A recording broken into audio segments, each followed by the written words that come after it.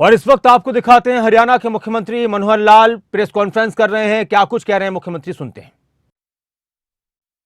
कि unauthorised colony बनाना ये वर्जित है, उस पर हमारा टाउन कंट्री प्लानिंग डिपार्टमेंट थोड़ा उसको इम्प्लीमेंट करेगा कि यहाँ कोई कॉलोनी और नई न बने, और नई योजना में जिसको भी कॉलोनी बनानी है वो अप्लाई करेंगे। तो उसके लिए पहले ही हमने एक दीनदयाल उपाध्याय आवास योजना जो लागू की थी, उसके अंदर बहुत कम ईडीसी का या बाकी खर्चे कम करके किए थे। और भी डिपार्टमेंट इसके अलावा कुछ सस्ती कॉलोनीज बन जाए कम खर्चे से, तो ऐसा कोई प्रावधान करने के लिए मैंने कहा है, ताकि गरीब व्यक्तियों को और मकान सुविधा से मिले।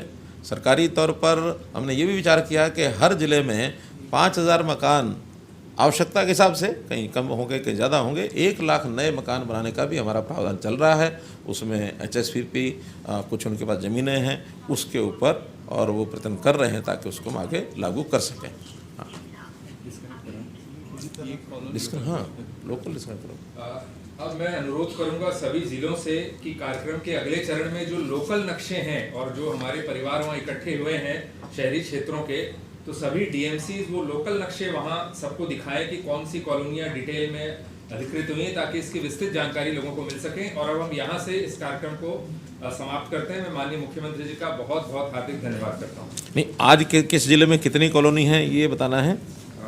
आज में फरीदाबाद में 59, फतेहाबाद में 16, गुरुग्राम में 3, हिसार में 20, झज्जर में 25, कैथल में 30, आपको सब लिखित मिलेगा, करनाल में 2, कुरुक्षेत्र में 25, नूह में 35, पलवल में 31, पानीपत में 22, रेवाड़ी में 14, रोहतक में 32, सिरसा में 9, सोनीपत में 35, और सबसे ज़्यादा है यमुनानगर में 92, 92।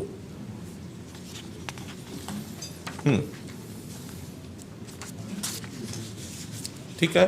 आवास कितने हैं जिन लोगों को मिलनी चाहिए? कॉलोनी की अप्रोच 6 मीटर की होनी चाहिए, और इंटरनल रोड्स 3 मीटर से छोटी नहीं होनी चाहिए, क्योंकि ऐसा माना जाता है कि 3 मीटर एक आवश्यक ऐसी चौड़ाई है जिसमें वहाँ की कोई भी आकस्मिक सेवाएं भी देने के लिए आवश्यक है। मानो आकस्मिक में सबसे ज़्यादा होता है, कहीं आग लगने का भी कई बार ऐसा चांस बनता है, तो कम से कम अग्निशमन जो संयंत्र लेकर के जाने वाली गाड़ी है वो जल्दी से वहाँ पहुँच सके, नुकसान होने से बचाया जा सके।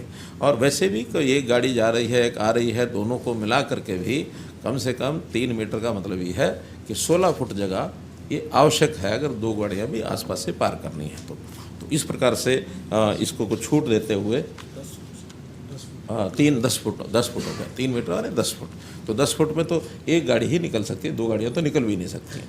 तो अगर एक गाड़ी निकलेगी तो दूसरी गाड़ी को गली के बाहर ही रोकना पड़ेगा। लेकिन न्यूनतम इसलिए किया है कि क्योंकि लोग बना चुके हैं, इसलिए अगर उनको अप्रूव नहीं करते हैं तो उसमें ये कठिनाई की आ सकती है। तो कुल मिलाकर आज 450 कॉलोनियाँ जो हैं अप्रूव की जाती हैं। हमारे यहाँ जिलानुसार भी जो आंकड़े हैं, ऐसी चाहे वो अप्रूव हुई हैं चाहे नहीं हुई हैं, शुरू से लेकर अब तक जो कॉलोनीज़ हैं उसमें अगर मैं टोटल कॉलोनीज़ की बात करता हूँ तो ये 1340 और 966, ये लगभग 2200 कॉलोनीज 2300 कॉलोनीज ऐसी हैं जिनका अप्रूवल या तो हो गया है या होना है। जो मैंने बताया इसमें बाकी भी बची हैं। जो बड़े ज़िले हैं, जो 150 से भी ज़्यादा कॉलोनियाँ जहाँ अनअप्रूव्ड थी, जिनमें कुछ हो गई, कुछ और आगे होंगी, उसमें कुछ 5-6 ज़िले हैं जिनका मैं नाम लेता हूँ। फरीदाबाद में ऐसी कॉलोनीज की संख्या 188 है, हिसार में 181 है, कुरुक्षेत्र में 169 है, पलवल में 201 है, सोनीपत में 162 है, यमुनानगर में 195 हैं। ये जब 150 से ऊपर हैं, बाकी 150 से कम भी हैं।